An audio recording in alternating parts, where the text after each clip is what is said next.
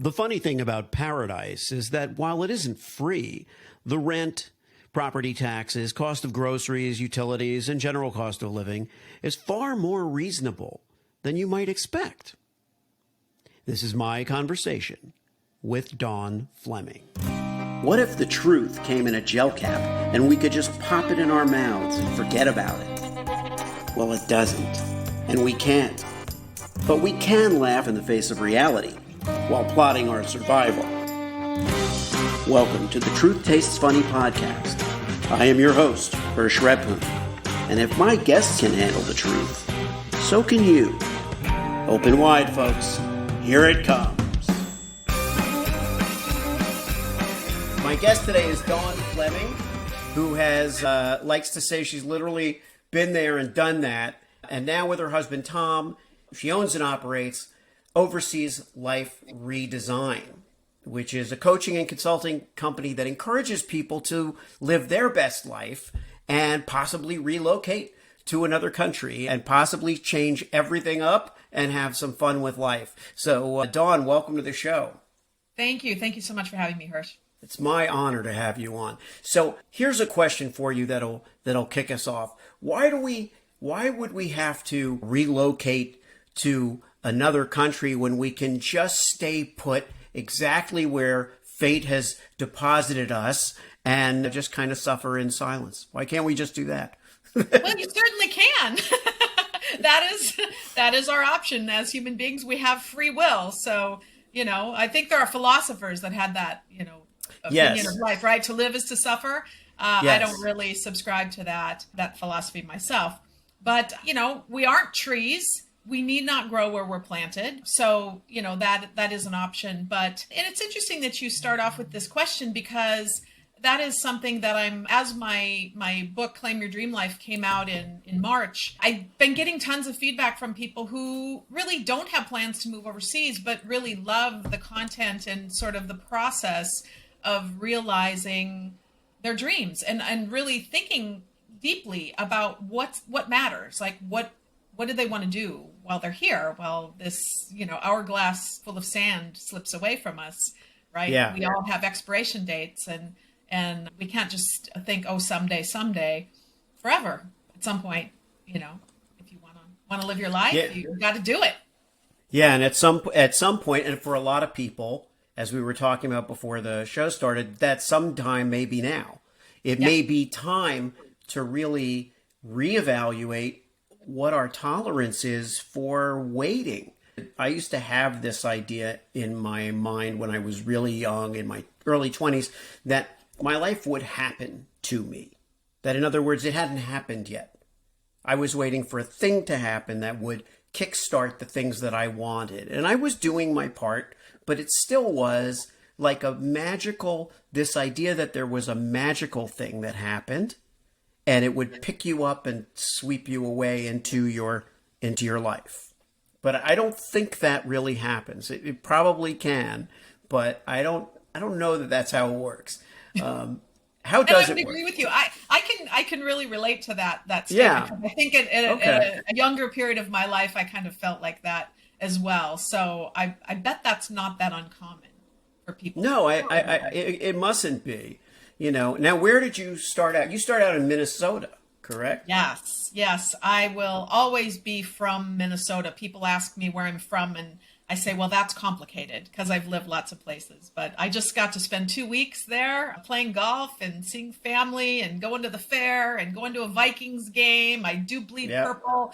And so it just was really lovely to be there back home, as it were. Even though that's really not my home anymore, it does feel like going home when I go there.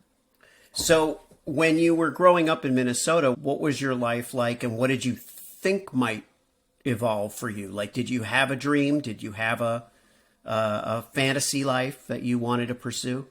Well, I think it's funny. I have to laugh about this. So when I was with my first husband, we were actually in college, and they used to load up 747s full of, extremely white oceans and take them down to the tropics in January.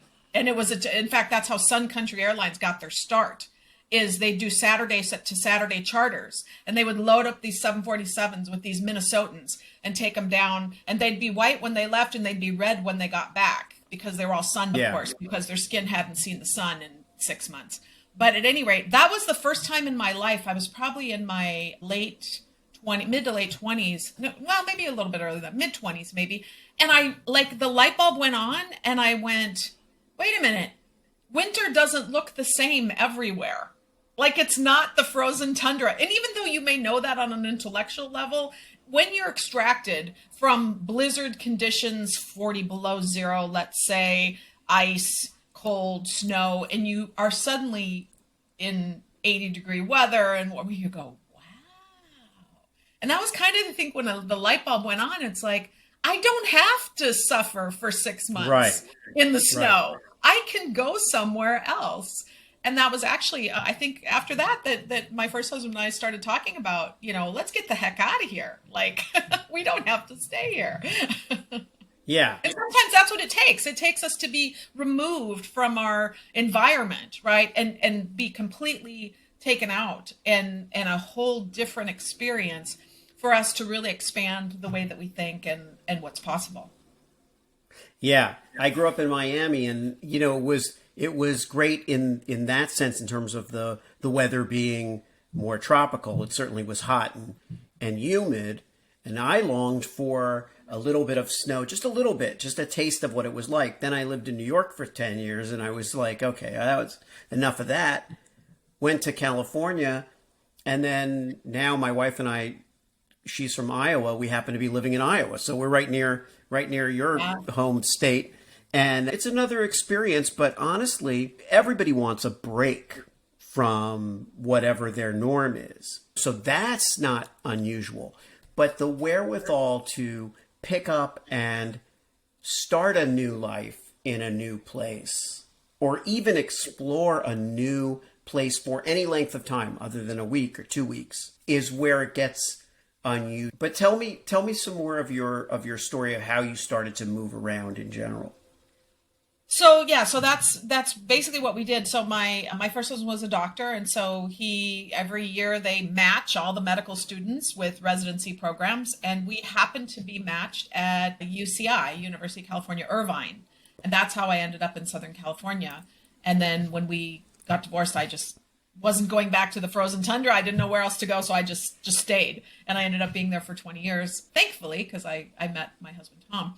But it was really an interesting experience, obviously, moving to somewhere where literally no one at all. And at that point in time, since that was the first time, I didn't really have the skill set to really understand how to navigate that. But one of the things that happened is that first month we were there, he actually didn't start. We moved beginning of June. He didn't start till July. So the whole month of June, we just played. We're in Southern California, we're traveling, we went to the Bay Area, we did all these things, and we played golf. And I happened to meet a retired couple on the golf course who had a mortgage company logo on his shirt.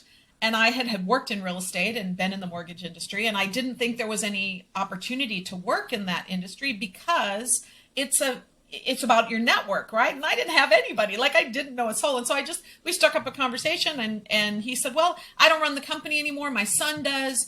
I don't really know what's going on, but tell him, give him a call. And it actually ended up being a dream job. I mean, I ended up being the in-house mortgage person for this real estate company with like 100 agents. Like they gave me a desk in their office and they brought me deals. I mean, it just really, so I guess the lesson there is don't count yourself out. If you, just because you think, well, I don't have this or I don't have that, like you just never know what comes across your path. And there may be doors that get opened for you that you're not expecting. It didn't happen right away. It was a few months into it. I'd actually taken another job in marketing for a property management company, but then I got the call and they're like, well, things are moving ahead quicker than we thought. And we need you, when can you start?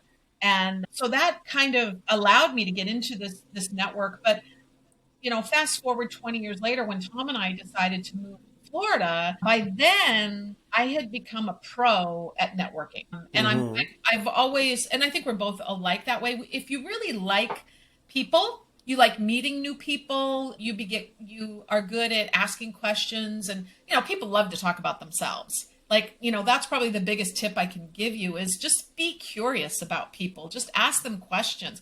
That's how I started my podcast, actually, was just curiosity. I just wanted to hear these stories. I knew I had jumped on a 50-foot sailboat and left Southern California, sailed 5,000 miles through the Panama Canal, lived in Florida for 6 years, and then moved overseas. Not everybody does that, right? There's all sorts of different ways that people have new experiences. And so I just was curious, well, what was your experience? How did you end up in the same place that I ended up in? Because it was mostly people on this little Caribbean island, Indians and Americans for the most part, that had really fascinating stories. And there was just so much wisdom in what they were saying and getting out of their comfort zone and how uncomfortable they really were initially. And a lot of them had lived other places before they moved here. So what was their experience going to a country where maybe like one lady, she was in Korea, didn't speak a word of Korean and just went to Korea and started teaching, and English, right? And I'm like, how do you do that? How do you teach people who don't speak English from the very beginning?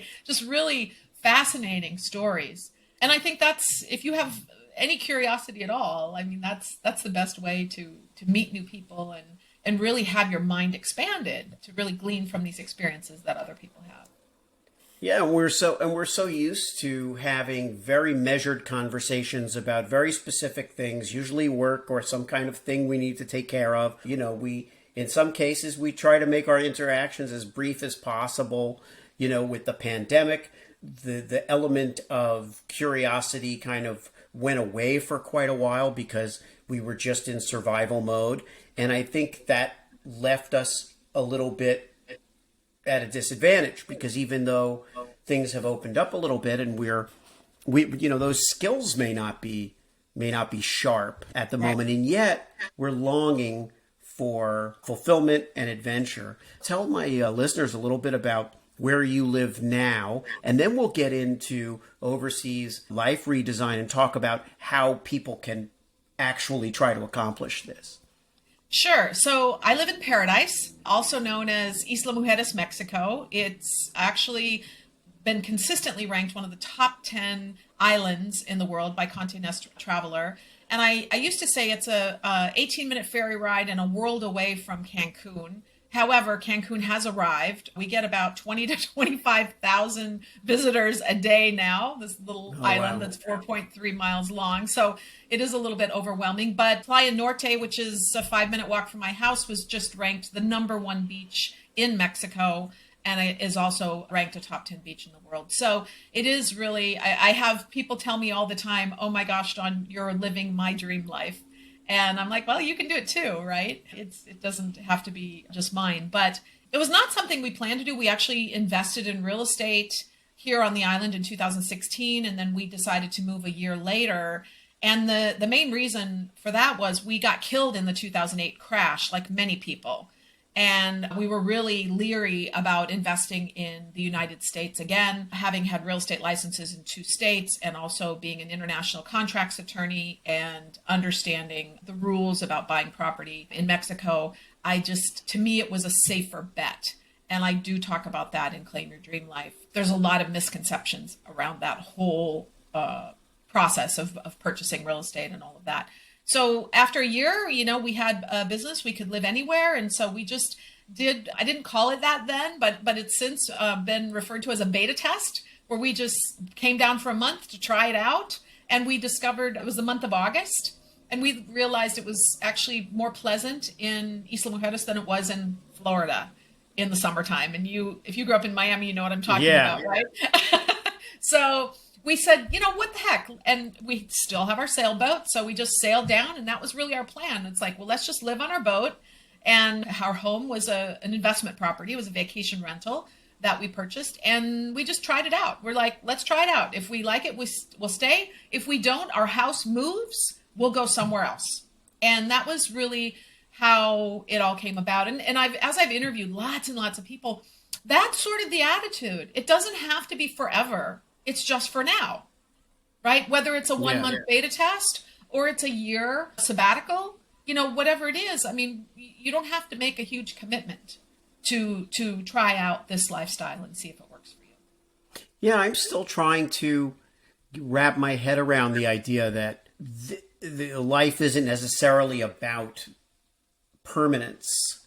Like, we should intellectually understand that, but the notion of, okay, this is our starter home, this is our second home, this is our family home that will be like more of a homestead, and people will come and visit.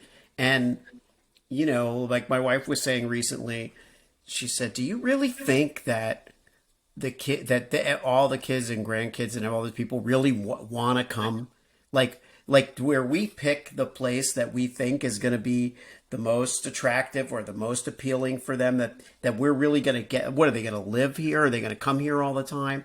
People will come, people will visit. Maybe it's better to be able to visit them all wherever they are. Maybe that's a better plan. And I really like that notion, because, and then the other thing that she brought up was, well, you also know, like, if we strive to get a bigger place that everybody can come to, then we have to keep it up, right? And we have to host, and we have to become like hosts and not travelers or guests or whatever. We're not bringing the party to them. We're making the party. We're always making the party. And that's a lot of pressure too. For but sure. That leads me to ask about, when you do move, are you leaving family behind? Are you leaving friends behind? What's that side of it? Well, and it's, I'm glad you bring this up, because I think it's something that is sort of an afterthought.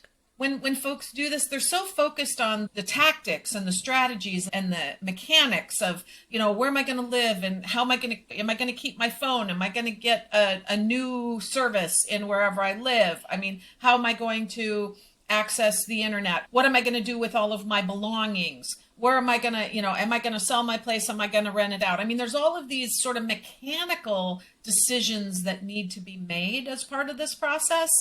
But the thing that is probably the most important, and this is true really whether you, in retirement, whether you retire overseas or you retire domestically, is they focus on the financial piece, but then the purpose and meaning and the community and all of these other elements that are really what gives us the richness in our lives aren't really a consideration. And so what ends up happening is, a lot of times you see a 3 to 6 month period of really kind of depression set in. And it's like, oh my gosh, I wasn't thinking about all of these sort of softer things of, the relationships that you leave behind. And did I leave well? Do I have a strategy in place so that my loved ones know that I still love them?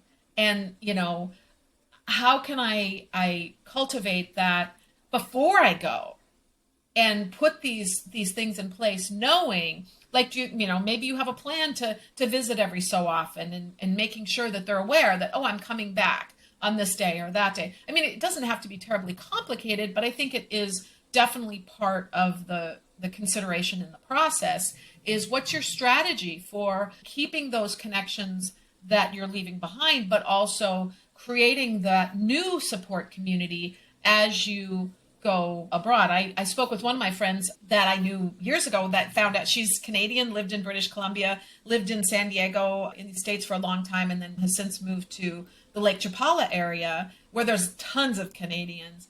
And, she says, when I moved to San Diego, I baked cookies and I tried to go around and meet my neighbors, but nobody was home.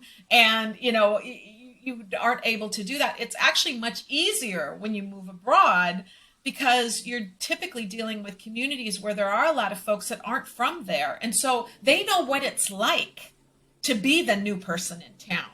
And they're really eager to introduce you and to help you feel comfortable in your new home, whether it's short term or longer term, and sort of show you the ropes. It's like a club, that you become a part of if you put in the effort. I mean, obviously, if you stay in your house and you are on your computer and you don't make the effort to go meet a few folks, they may or may not knock on your door to come pull you out. But if you make any kind of effort at all, typically you will be surprised, particularly in Americans, I think, because we just don't know our neighbors anymore. It's not like it used to be 50 years ago. So many people have moved to other communities, or don't have that long term, just like jobs. Nobody works a job for 40 years anymore.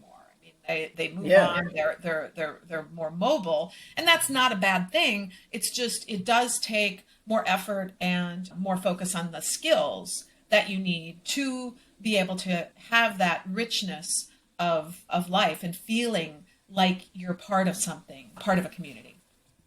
And what's the demographic makeup? Speaking of having a lot of expats, let's say in your community, what's it? How does it break down? Roughly. Well, it's really interesting. My focus is really midlife, 40 to 65, although I work with people in their 70s because we're all, one of the fastest growing demographics is the centenarians, right? People are living in their 90s and 100 and living well. And how exciting is that? So that's kind of my demographic, in particular, professionals and entrepreneurs with very complicated lives, like Tom and I have. My husband's an electrical engineer. I was an attorney. I mean, we had in SoCal, our lives were just so complicated with businesses and everything that we had, rental properties. And then, of course, when the crash hit, that was like super complication on top of already complicated, right? And so how do you unwind that? How do you simplify and really distill down what's important to you and how you vision your future life, right? Because we can really create whatever we want to create. But that said, it's interesting now with the whole digital nomad crowd, and I've interviewed several of them in my podcasts, and they're really looking to have more of a nomadic lifestyle and not really be attached to the stuff. It's not about the white picket fence and the starter home. And, they love Uber. I've got a friend in Manhattan. He doesn't even have a driver's license. He doesn't have a car, and he's traveling to Morocco, and he's of Puerto Rican descent, but is actually had never lived there, grew up in the States and is looking at investing in Puerto Rico. Has this really fun and has a remote business. He can work from anywhere. Came down here for a month after COVID and stayed because we didn't have anybody in our vacation villa. People still weren't traveling yet. And he wanted to get out of New York. And so he came down and stayed for a month and just worked down here. And so you have this sort of freedom and flexibility with technology that we've never ever had before. So there's sort of a disconnect between sort of our conditioning and what a lot of us, particularly, my generation or the Gen Xers grew up with, still not really having that freedom and flexibility that the younger generations just take for granted in many ways. The younger generations also are going to be facing much more than our generation and older are, but still are going to be facing on the technology front the notion of virtual life and life in the metaverse. And and it's interesting to me because I wonder, as someone who has found that idyllic real life place, if you have any thoughts on this notion of, well, if you could live virtually, if you could upload your brain and, and this isn't like fantasy, this is just a matter of time. It's really a matter of a little bit of time. If you could upload your brain and live wherever you want to live virtually, but you physically wouldn't be there. What is that arouse in you when you hear that kind of stuff? I think that's frightening personally, but yeah. I did watch the first season of that show Upload. It was really, right. It was really fascinating, right? It was kind of mind blowing. I'm like, wow, this is really bizarre. But I thought it was interesting. They preserved the financial divide, right, between the ones who are living virtually in poverty and then, living well in the expensive country club afterlife. I thought that was pretty fascinating. But I don't know, I guess I'm a little bit more of a traditionalist in that way. I really believe mind, body, and spirit are needed to be all healthy at once. And so if you're, skinny and perfect in your virtual reality, why do you need to take care of your health? Why do you need to eat right? Why do you need to exercise? I guess that's kind of where my mind goes, is I don't think that's sustainable. I think you've hit on a really great point, which is that spiritually the human experience is a union of the physical, the spiritual, our minds, our imaginations, our realities. And in a way, I think that may be the thing that you hit on, it, which makes me, dubious about that notion, which is that there's something missing. Now, I get it. We would be able to maintain our health in some way if we become a completely virtual being, and then you have the sensory experiences and whatever. I guess if that were your goal, but let's bring it back down to reality in the moment a little bit and talk about how relocating and retiring internationally is maybe not as difficult as people think. A lot of people are daunted by the idea of saving for it, executing it. Can you shed a little light on that? Absolutely. Tim Ferriss, I think, coined the term originally, something called geo-arbitrage. And having just spent 2 weeks in the United States and traveled there multiple times this year, I'm astounded at how much things cost. Whether it's housing, groceries, healthcare. Boy, you want to get people excited about a topic. All I have to do is talk about that. And it's really, when we come back here to a place where we don't stress about healthcare. I did a whole podcast episode on our recent experience of accessing top shelf healthcare at bargain basement prices. And I have insurance. My husband is 70. He has Medicare as a backup. We take no pharmaceutical drugs. We eat healthy. We exercise. And neither one of us had seen a doctor in about 5 years. And it's like, honey, we both had these milestone birthdays. I turned 60, he turned 70. I said, we should probably have the check under the hood and check the tire pressure and get an oil change and all these things. And so the podcast is our whole experience of getting our own medical records, getting our own tests, going and getting our own blood tests, having it come to our email in the same day, going to a doctor, getting an appointment within a couple of days, having the doctor spend 30, 45 minutes a piece with us, going through our blood test most recently and the one from 5 years ago to look and compare what had changed. I mean, it was just a pleasant experience. Never the word insurance even entered our mind. I pay $130 a month for my health insurance for a global policy. I mean, that's just one area.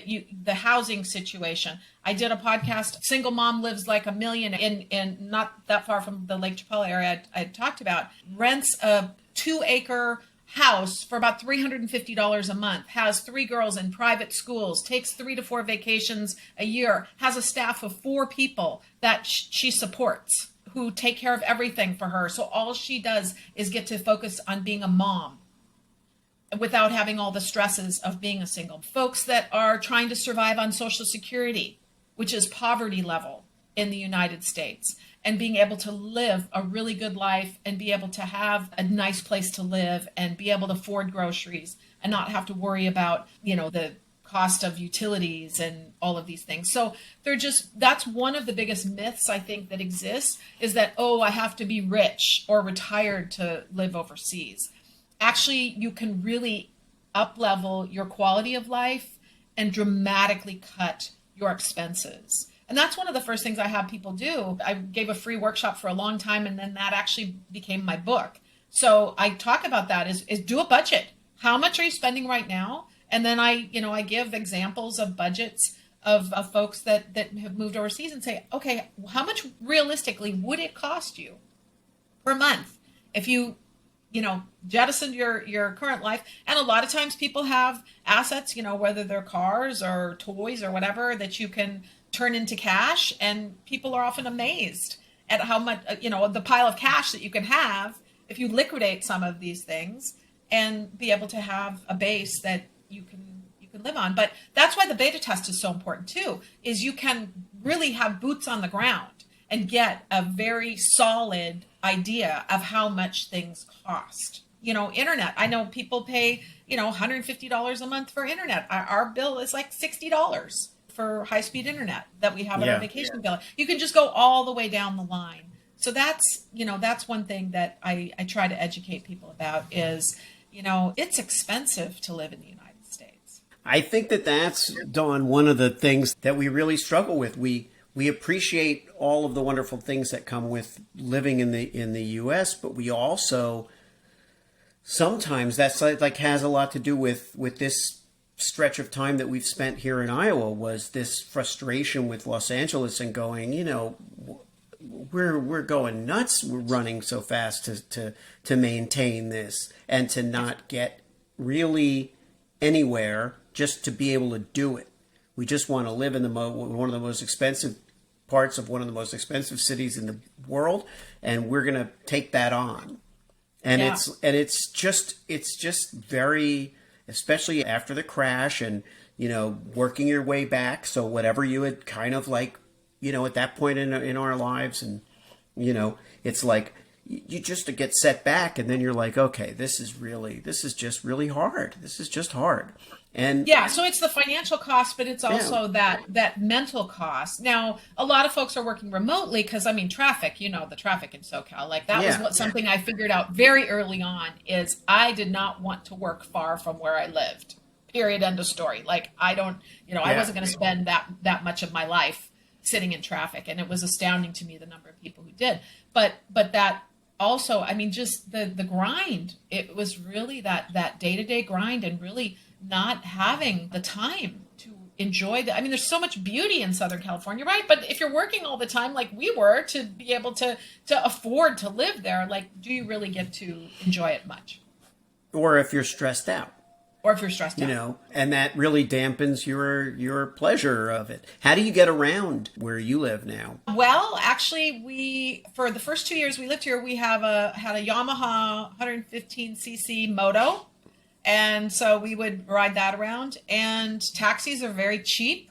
So if we wanted to go somewhere where we weren't on the moto, go to a party or something like that, we just take a taxi. We did purchase a used Nissan Rogue and paid probably less than half of what the same vehicle would have cost in the United States. Unfortunately, it's rusting as we speak because of the salt. So that's a whole nother issue, but you do have that to contend with. But a lot of folks get by without a car, and there's certainly people use golf carts here on the island. Golf carts cost as much as about what we paid for the Rogue, and don't have air conditioning. You can't take them to Cancun to go to Costco and Home Depot and all these other things. So we elected to do the car instead of the golf cart. But, and then the island is only 4.3 miles long. So a lot of folks even will do bicycle or, walk if they're living certain parts of the island downtown. So there's lots of options there, but many places outside the United States, there's mass transit available. A car isn't really necessary, and like I said, a lot of places taxis are really inexpensive as well. So we have lots of folks that we know that don't have vehicles. What are the dynamic, the local politics, the kind of, what is that like? Well, it changes. So it turns out the first mayor or presidente of the island actually was stealing. He was very corrupt, and we have a new mayor, female, who came into power October 1st. And, everything from building permits now, official building permits are required, as opposed to paying permiso, which was basically a bribe to have the folks look the other way, to the transfer station for the trash, the dump, if you will, was not a dump. It was a transfer station. The trucks broke down. There was no money. It was Isla Basura for a while, which is the word for trash. And she came in and got money from the governor and cleaned that up. So I don't know. It's one thing that's interesting. I was asked to write an article for International Women's Day, and I wrote it about the difference between Mexico and the U.S. in terms of representation of women. As you know, there's very small representation of women in the United States in most state and the federal legislatures. We know there's never been a female president, but as it turns out, in the late 90s, Mexico put in guidelines saying, women are half the population, they should have half the representation. And that guideline eventually turned into statutory. And currently, fully 1/2 of the Mexican legislature is female now. So And then, of course, with the choice issue, the Mexican Supreme Court did decriminalize abortion. And so it's interesting. Women actually have more rights and more representation in Mexico than they do in the United States, which is pretty hard to believe. Yeah, which also is something, and without getting too political, because I don't think it really matters. I think people in the United States, let's put it this way, at the very least, everybody has to be pretty fed up, politically. Sure. with and I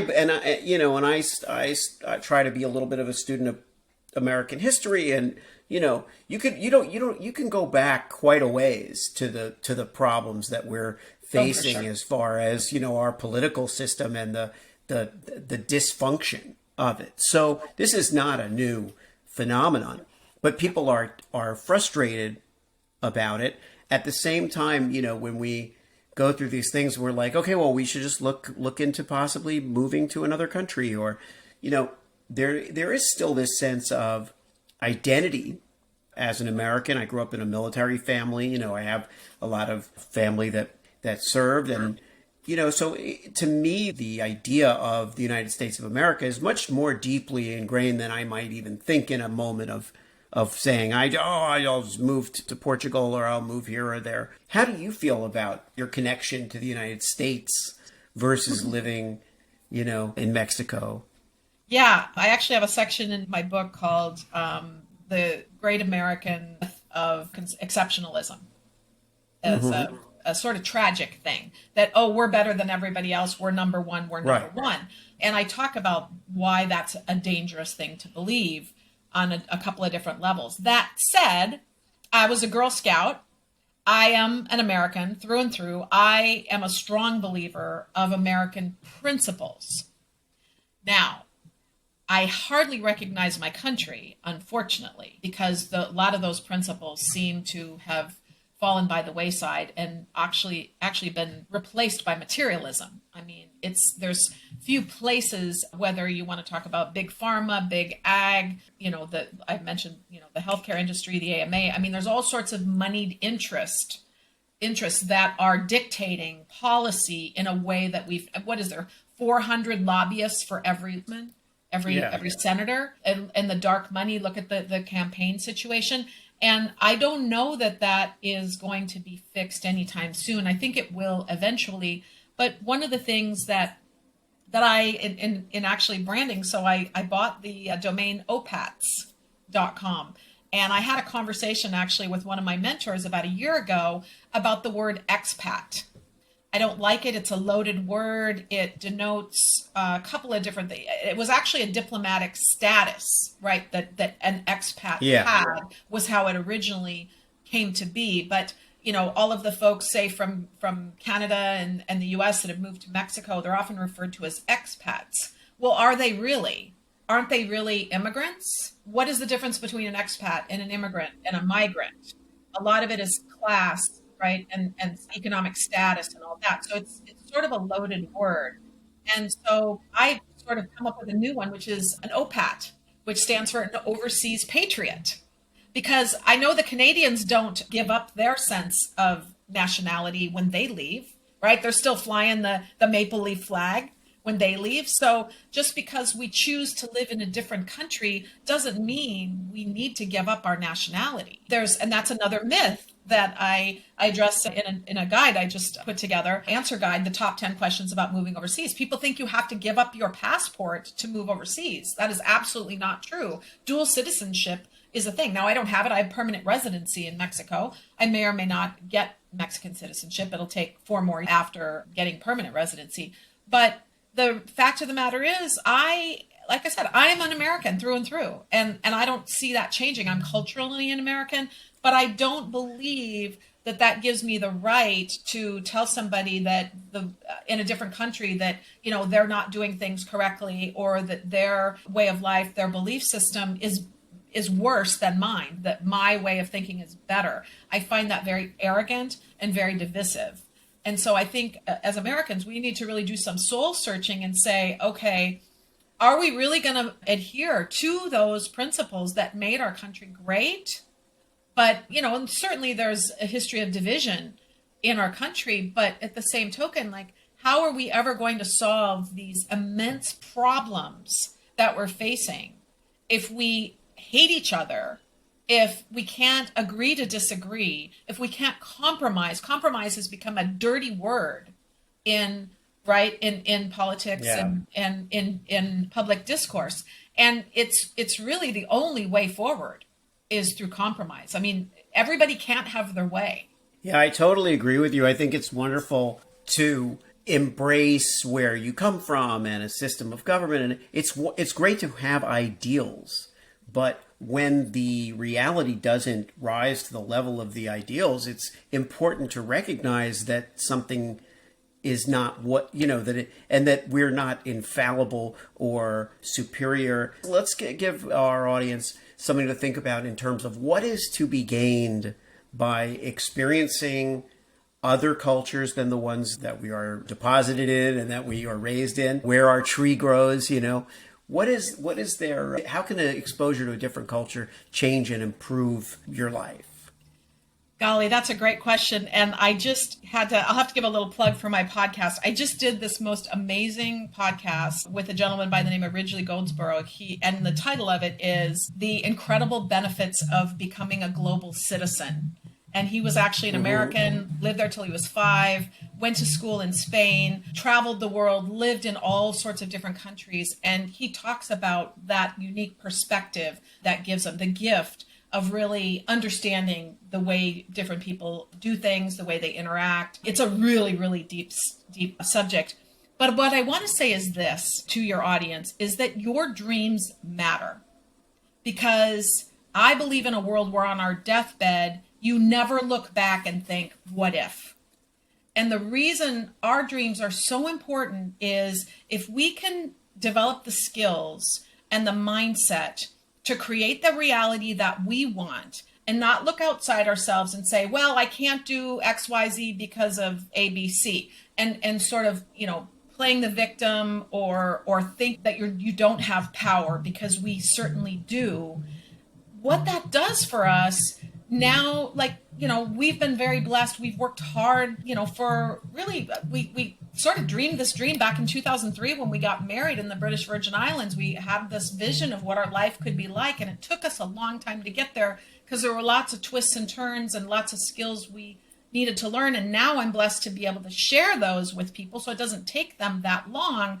But what it's allowed me to do is not focus on me, but really focus on how can I serve others to be able to help them create their dreams so that collectively as a planet, we can have that same skill set to be able to create the community, the global community that we want. And I don't see how there's any other way to get there. I mean, what is that old saying? Become the change you want to see in the world, right? Find your peace, find your happiness.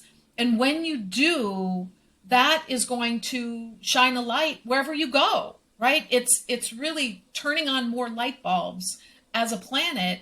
And I don't want to get too woo-woo and mystical here, but I've read a lot in this topic, and it's like, it doesn't take that many people on the planet that have that sort of energy, that vibration, if you will. And I do talk about energy a lot in Claim Your Dream Life as well.